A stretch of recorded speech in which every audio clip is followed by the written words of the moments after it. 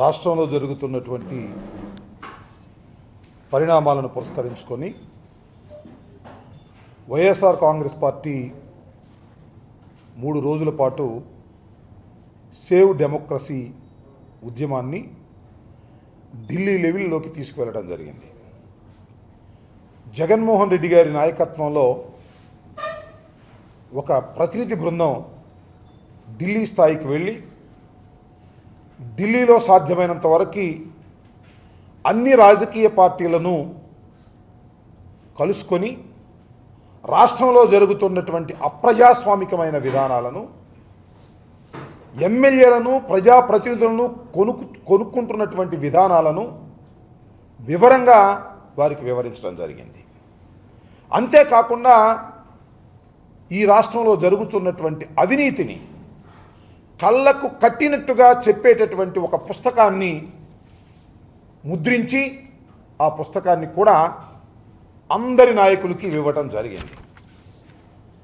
భారతదేశానికి బ్రిటిష్ పరిపాలకులు వెళ్ళిపోయిన తర్వాత అంబేద్కర్ నాయకత్వంలో ఒక మంచి రాజ్యాంగాన్ని రచించుకొని ప్రజాస్వామ్యాన్ని 4 పాదాల నడుపుకునే విధంగా ఒక చట్టాన్ని ఏర్పరచుకుంటే ఆ ప్రజాస్వామ్యానికి విఘాతం కలిగేటటువంటి పద్ధతుల్లో ఈ రాష్ట్ర ముఖ్యమంత్రి చంద్రబాబు నాయుడు గారు ఒక పార్టీలో గెలిచినటువంటి శాసనసభ్యుల్ని 20 కోట్లు 30 కోట్లు పెట్టి కొనేటటువంటి కార్యక్రమం చేస్తున్నటువంటి విషయం మనందరికీ విదితమైనటువంటి అంశమే. దీనన్నిటికీ కూడా ప్రధానమైనటువంటి కారణం ఈ 2 సంవత్సరాల కాలంలో చంద్రబాబు నాయుడు గారు సుమారుగా 1,34,000 కోట్ల రూపాయలను ఆయన దోచుకోవడం జరిగింది. ప్రభుత్వ ధనాన్ని, ప్రజల ధనాన్ని దోచుకొని అది వ్యతిరేకంగా ఉన్నటువంటి ప్రధాన ప్రతిపక్షమైనటువంటి వైఎస్ఆర్ కాంగ్రెస్ పార్టీ మీద వెదజల్లి ఆ పార్టీని డిస్ట్రాయ్ చేయాలనేటువంటి ఒక ప్రయత్నం చంద్రబాబు నాయుడు గారు చేస్తున్నారు. ఆ విషయాన్నే ఢిల్లీ స్థాయిలో అందరి నాయకుల్ని కలుసుకొని వివరంగా వివరించడం జరిగింది. ఇవన్నీ విన్న తర్వాత వారందరూ ముక్కు మీద వేలు వేసుకునేటువంటి పరిస్థితి ఏర్పడింది. అది చూసిన తర్వాత మరి చంద్రబాబు నాయుడు గారు, ఆయనకున్నటువంటి తాబేదారులు లోకేష్ గారు ఏం మాట్లాడుతున్నారో అర్థం కానటువంటి పరిస్థితి మనం చూస్తున్నాం.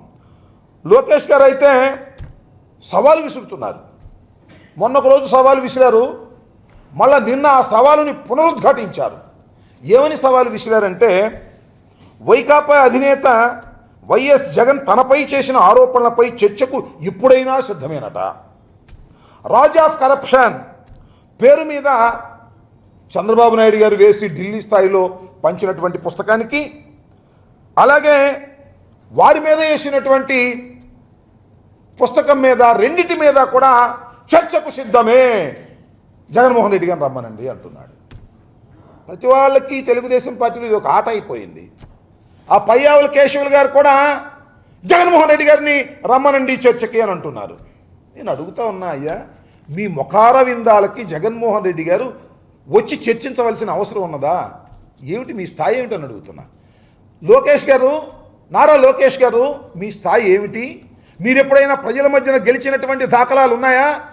కేవలం మీ నాన్నగారు ముఖ్యమంత్రి అయ్యారు కదా అని చెప్పేసి మిమ్మల్ని విపరీతంగా పొగుడుతూ ఉంటే, నువ్వు చాలా పెద్ద నాయకుడు అని నువ్వు అనుకుంటా ఉంటే చాలా పొరపాటు. నీ ముఖార విందానికి జగన్మోహన్ రెడ్డి గారు చర్చకు రావలసినటువంటి అవసరం లేదు.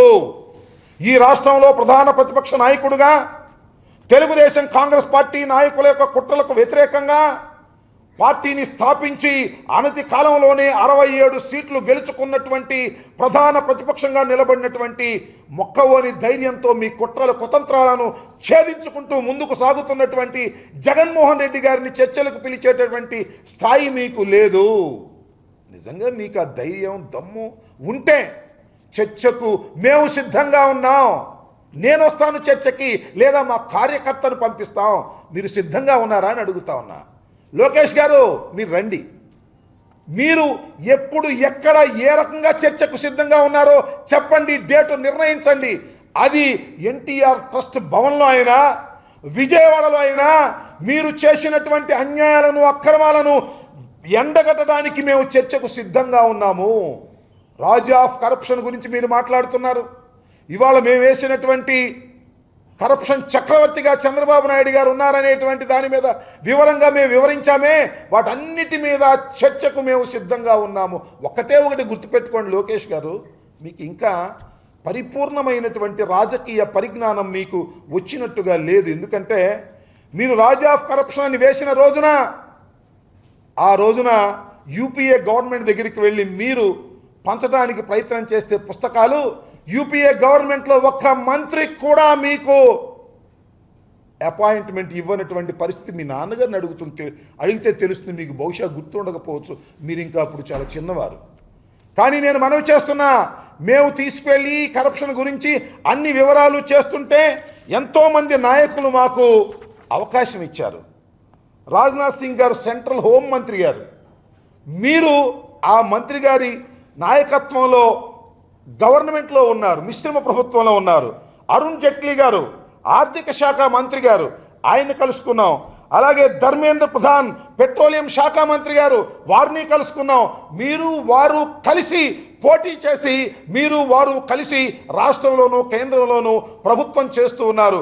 అలాంటి మంత్రులు మాకు అవకాశం ఇచ్చి మొత్తం అంతా చెప్పిందంతా విన్నారు అంటే మీ మీద వారికి ఏ విధమైన నమ్మకం ఉన్నదో ఒక్కసారి అర్థం చేసుకోండి. లోకేష్ బాబు గారు, దయచేసి మీకు నిజంగా చిత్తశుద్ధి ధైర్యం ఉంటే రండి, చర్చించడానికి సిద్ధంగా ఉన్నాం మేము. కానీ ఉత్తర కుమారులాగా పారిపోవద్దు మిస్టర్ లోకేష్ గారు.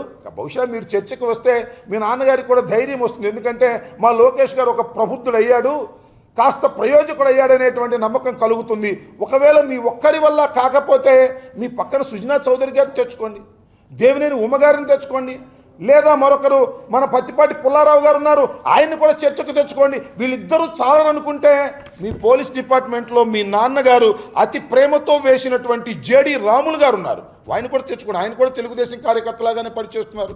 అంతేకాదు వెంకటేశ్వరరావు గారిని ఐజీ ఇంటెలిజెన్స్, ఆయన కూడా తెలుగుదేశం పార్టీ నాయకుడిగానే పనిచేస్తున్నారు. వాళ్ళిద్దరిని కూడా తెచ్చుకోండి. ఎందుకంటే మీరు ఒకవేళ చర్చలో గెలవకపోతే వాళ్ళు మా మీద కేసులు పెట్టి కూడా మిమ్మల్ని గెలిపించేటువంటి ప్రయత్నం చేస్తారు. వాళ్ళని కూడా తెచ్చుకోండి. మంది మార్బలంతో రండి లోకేష్ గారు, చర్చకు సిద్ధంగా ఉన్నాం. ఈ రాష్ట్రాన్ని ఎంత దారుణంగా తమరు మీ నాన్నగారు దోచుకుంటున్నారో కళ్ళకు కట్టినట్టుగా ప్రజలకు తెలుస్తా ఉన్నది. చర్చ ద్వారా మరొక్కసారి ప్రజలకు తేట తెల్లమయ్యే విధంగా చేయడానికి మేము సిద్ధంగా ఉన్నాం. లోకేష్ గారు, దయచేసి ఉత్తర కుమారుల్లాగా పారిపోవద్దు. రేపు సాయంత్రానికి టైము డేటు ఎక్కడో ప్రదేశం చెప్పండి, మేము సిద్ధంగా ఉన్నాము. పారిపోవద్దని ఈ సందర్భంగా నేను మనవి చేస్తూ ఉన్నా. అంతేకాదు ఒక ఆయన అంటాడు, లోకేష్ గారికి బాగా సన్నిహితంగాను చంద్రబాబు నాయుడు గారికి బాగా సన్నిహితంగాను ఉన్నటువంటి యనమల రామకృష్ణ గారు మాట్లాడుతున్నారు, కేంద్ర పెద్దలు జగన్ కలవడం మంచిది కాదట. ఎందుకంటే జగన్ గారు ఆర్థిక నేరాల్లో ఉన్నటువంటి మనిషట, ఆయన కలుసుకుంటే తప్పట. సిగ్గుందా అని అడుగుతా ఉన్నా. యనమల రామకృష్ణ గారు మంచి న్యాయశాస్త్ర కోవిదుడని ప్రచారం, శాసనసభలో కూడా ఆయన శాసనసభ వ్యవహారాలు ఎంత చక్కగా నిర్వర్తిస్తున్నారో మనం చూసాం.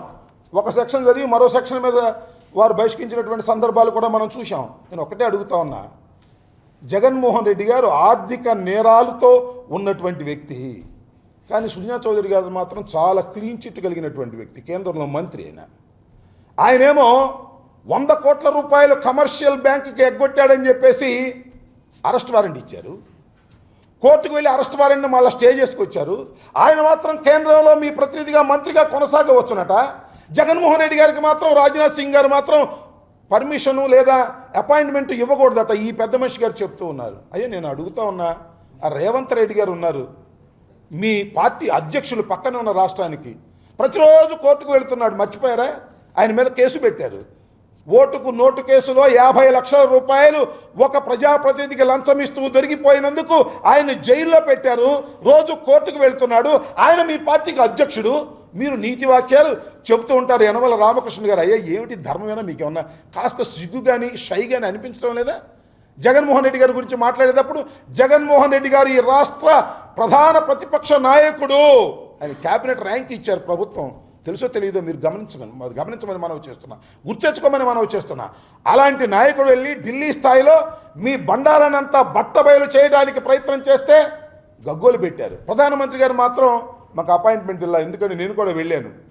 ప్రధానమంత్రి గారికి బహుశా చంద్రబాబు నాయుడు గారు వీళ్ళందరూ ఫోన్ చేసి బావురుమని ఉంటారు, అయ్యా దయచేసి మీరు మాత్రం అపాయింట్మెంట్ ఇవ్వకండి, ఇస్తే మా పరువు పోతుంది అనేటువంటి పద్ధతుల్లో మేనేజ్ చేసుకున్నారనే మాటలు కూడా వినిపిస్తూ ఉన్నాయి.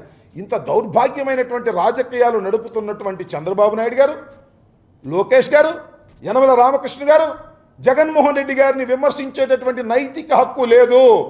1,35,000 కోట్ల రూపాయలు 2 సంవత్సరాలనే దోచుకున్నటువంటి వ్యక్తులు మీరు. లోకేష్ గారు మరొక మాట అంటున్నారు, 7 సంవత్సరాల నుంచి లోకేష్ గారు, చంద్రబాబు నాయుడు గారు వారి ఆస్తుల్ని ప్రకటిస్తున్నారట. జగన్మోహన్ రెడ్డి గారు ఎందుకు ప్రకటించరు అని. ఏమిటి డ్రామా అంటున్నా? 7 సంవత్సరాల నుంచి పెద్ద డ్రామా కడతా ఉన్నారు మీరు, మీ నాన్నగారు కలిసి. అసలు ఆస్తుల ప్రకటన అనేది ఎందుకు వస్తుంది చెప్పండి? ఆస్తుల ప్రకటన ప్రతి సంవత్సరం ప్రతిసారి పోటీ చేసినప్పుడల్లా ఆస్తుల ప్రకటన ఎన్నికల కమిషన్కి ఇస్తారు, దానిలో చూసుకోవచ్చు. ప్రతి సంవత్సరం ఈయన ప్రకటిస్తారు, ఒక డ్రామా వేస్తారు. ఆ డ్రామా ఎందుకు జగన్మోహన్ రెడ్డి గారు ఆడటం లేదు? ఎందుకు ఆడాలి? మీరు డ్రామా ఆడారని అందరూ ఆడాలా? 7 సంవత్సరాల నుంచి మీరు ప్రకటిస్తే మేము ప్రకటించాలా? ఏమిటి మీరు ప్రకటించినటువంటి అన్ని అతుకుల బొంత తప్ప, అన్ని అబద్ధాలు తప్ప దానిలో వాస్తవాలు ఉన్నాయా?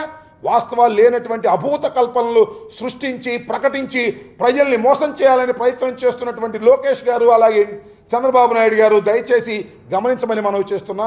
ఇలాంటి పిచ్చి ఆరోపణలు చేయటం కంటే వాస్తవాలను ఆలోచించండి. ఇవాళ ఢిల్లీ స్థాయిలో మీ పరువు ప్రతిష్టలు పోయాయి. ఢిల్లీ స్థాయిలో మీరు ఈ రాష్ట్రాన్ని దోచుకుంటున్నటువంటి వైనాన్ని విపులంగా వివరంగా జగన్మోహన్ రెడ్డి గారి నాయకత్వంలో ఉన్న బృందం వివరించింది. మీరు ప్రధాన ప్రతిపక్ష నాయకుల్ని ఎరవేసి ఏ విధంగా కొంటున్నారో కూడా, 20 కోట్లు 30 కోట్లు పెట్టి కొంటున్నారో కూడా విదితంగా ఢిల్లీ స్థాయిలో ప్రముఖులందరినీ కలుసుకోవడం జరిగింది. అందరూ కూడా ముక్కు మీద వేలేసుకున్నారు. శరద్ పవార్ గారు ఎన్సీపీ జాతీయ అధ్యక్షుడు, అలాగే శరత్ యాదవ్ గారు జనతాదళ్ జేడీ లీడర్, అలాగే సీతారాం యేచూరి గారు జనరల్ సెక్రటరీ సిపిఎం, అలాగే డి రాజా సిపిఎం నేషనల్ సెక్రటరీ, వీరందరికీ కూడా వివరంగా ప్రజాస్వామ్యంలో ఎమ్మెల్యేలను కొనేటటువంటి విధానాన్ని మేము వివరించడం జరిగింది. వారు కూడా మాకు చెప్పింది ఏంటంటే బహిరంగంగా మేము కూడా వింటున్నాం, మా శాఖల ద్వారా మాకు తెలుస్తూ ఉన్నాయి, చాలా దారుణమైనటువంటి పరిస్థితులు ఈ రాష్ట్రంలో ఉన్నాయి. ఈ రాష్ట్రంలో ఉన్నటువంటి పరిస్థితుల మీద మేము తప్పనిసరిగా స్పందిస్తాం, అవసరమైతే యాంటీ డిఫెక్షన్ లాని మార్చడం కోసం జాతీయ స్థాయిలో చర్చ చేస్తాం అనేటువంటి మాట వారు మాట్లాడారు. మీ ఆటలు ఇక ముందు సాగవు. ఎవరైతే ఇప్పుడు మీరు కొనుగోలు చేసి వైఎస్ఆర్సీపీ నుంచి ఎవరైతే టీడీపీలోకి జాయిన్ అయ్యి కండువాలు వేసుకున్నారో వారందరూ రాజీనామా చేయవలసినటువంటి అనివార్యమైనటువంటి పరిస్థితులు న్యాయస్థానాల ద్వారా వస్తాయి రాబోయే కాలం. కాకపోతే ఒక 10 రోజులు 20 రోజులు కొంత వ్యవధి జరగవచ్చునేమో, కానీ చట్టం తన పని తాను చేస్తుంది. న్యాయస్థానాలు కూడా స్లోగా స్పందిస్తాయి. తప్పనిసరిగా వారు బై ఎలక్షన్లో పోటీ చేయక తప్పని అనివార్యమైనటువంటి పరిస్థితులు తీసుకొచ్చేంత వరకు సేవ్ డెమోక్రసీ ఉద్యమం కొనసాగుతుంది. ఢిల్లీ స్థాయిలో సేవ్ డెమోక్రసీ ఉద్యమాన్ని మొన్నటి 3 రోజుల పాటు చేయడం జరిగింది. ఇక రాష్ట్ర స్థాయిలో కూడా తప్పనిసరిగా సేవ్ డెమోక్రసీ ఉద్యమాన్ని చేసి ప్రజల మధ్యకు తీసుకువెళ్ళి చంద్రబాబు నాయుడు గారు చేస్తున్నటువంటి ఘోరాలను, లోకేష్ గారు చేస్తున్నటువంటి ఘోరాలను ప్రజలకు వివరంగా వివరించేందుకు వైఎస్ఆర్ కాంగ్రెస్ పార్టీ నిరంతరం కృషి చేస్తుందని మీ ద్వారా ప్రజలకు తెలియచేస్తున్నాం. మీ ద్వారా మరొక్కసారి లోకేష్ గారికి తెలియచేస్తున్నాను, మీరు సవాలుకు సిద్ధం కండి. మీ దగ్గర చావ ఉంటే, సత్తా ఉంటే, ధైర్యం ఉంటే రండి. మీ మంది మార్బలంతో చర్చకు రండి. ప్రదేశాన్ని నిర్ణయించండి, టైమును నిర్ణయించండి. ఉత్తర కుమారుల్లాగా పారిపోవద్దు, తండ్రి చాటు బిడ్డలాగా ఉండవద్దు. ధైర్యం చేసి ఇండివిజువల్గా చర్చ చేయడానికి సిద్ధం కావాల్సిందిగా సవాలు విసురుతా ఉన్నాం. ఇంకా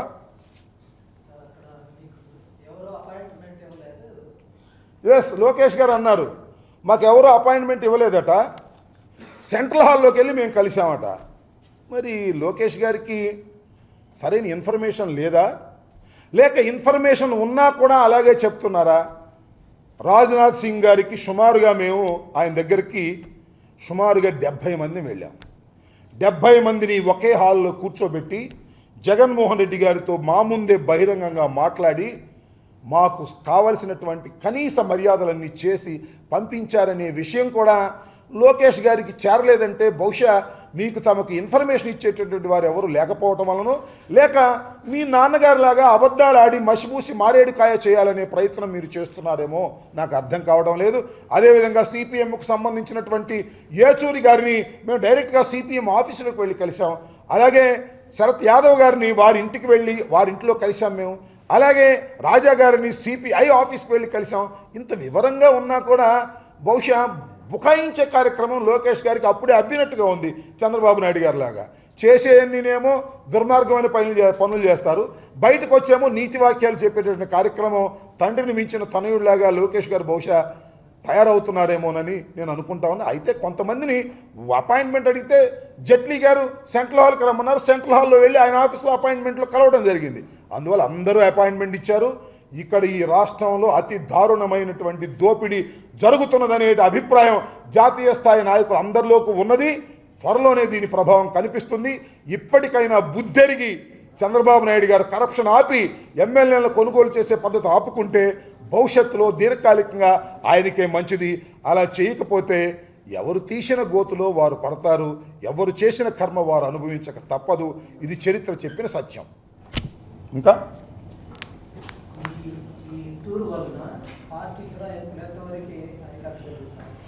ఈ టూర్ వలన పార్టీ ఫిరాయింపులు ఎంతకు అరికట్టగలిగామని మనం చెప్పలేము. కానీ ఈ టూర్ వల్ల చంద్రబాబు నాయుడు గారు ఎమ్మెల్యేల రేట్లు బాగా పెంచారనేటువంటి అంశం నాకు తెలియవచ్చింది. ఇంతకుముందు 30 అలా ఇప్పుడు 40 చేశారనే విషయం తెలిసింది. ఏది ఏమైనా దీనివల్ల నేను ఇంకొక విషయాన్ని కూడా చాలా స్పష్టంగా చెప్పదలుచుకున్నది ఏమిటంటే, అమ్ముడు పోయేవారికన్నా కొనేవారు దుర్మార్గులు అంటున్నా. ఎందుకంటే కొనేవారు ఎందుకు దుర్మార్గులు అంటే, కొనే వ్యక్తి ఈ రాష్ట్రాన్ని పరిపాలిస్తున్నటువంటి వ్యక్తి, కొనే వ్యక్తి రోజు నీతి వాక్యాలు చెప్పేటటువంటి వ్యక్తి. ఈ రోజున మేము జాతీయ స్థాయిలో వెళ్ళి సేవ్ డెమోక్రసీ ఉద్యమాన్ని ప్రారంభించాము. ఇది రాష్ట్ర స్థాయిలో జరుగుతుంది, దేశ స్థాయిలో జరుగుతుంది, నిరంతరం జరుగుతుంది. దీనివల్ల ఫిరాయింపులు ఆగిపోతాయా లేదా అనే అంశం కన్నా కూడా ఫిరాయింపులు చేసిన వారికి, ఫిరాయింపులు చేయించుకున్న వారికి భవిష్యత్తులో రాజకీయ మనుగడ లేనటువంటి ఒక వాతావరణం తప్పనిసరిగా క్రియేట్ అవుతుంది. ప్రజాస్వామ్యవాదులందరూ కూడా దీనికి సహకరించాలని మేము కోరుకుంటున్నాం. అయితే వారు అడిగిన ప్రశ్నకు ఎంతవరకు ఆగాయంటాం కన్నా బాగా రేట్లు పెరగడానికి అవకాశం కలిగింది. ఇది దురదృష్టకరమైన పరిణామం. ఇప్పటికైనా చంద్రబాబు నాయుడు గారికి ప్రజాస్వామ్యం మీద, ప్రజాస్వామ్య విలువల మీద నమ్మకం ఉంటే కొనుగోళ్లు ఆపండి, మీ పరిపాలన మీరు సక్రమంగా చేయండి, ప్రజల మన్ననలు పొందండి తప్ప ఎదుటి పార్టీ వాళ్ళను కొని వాపు చూసి బలం అనుకునేటటువంటి దౌర్భాగ్యమైన పరిస్థితికి రావద్దని వారికి సవినయంగా విజ్ఞప్తి చేస్తూ ఉన్నాం. ఓకే, ఇంకా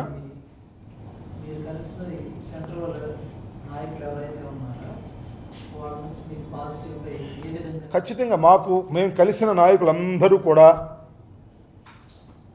వారు చెప్పింది అనైతికం, పార్టీ ఫిరాయింపులు అనైతికం, చట్ట వ్యతిరేకం అనే విషయాన్ని చాలా స్పష్టంగా చెప్పారు.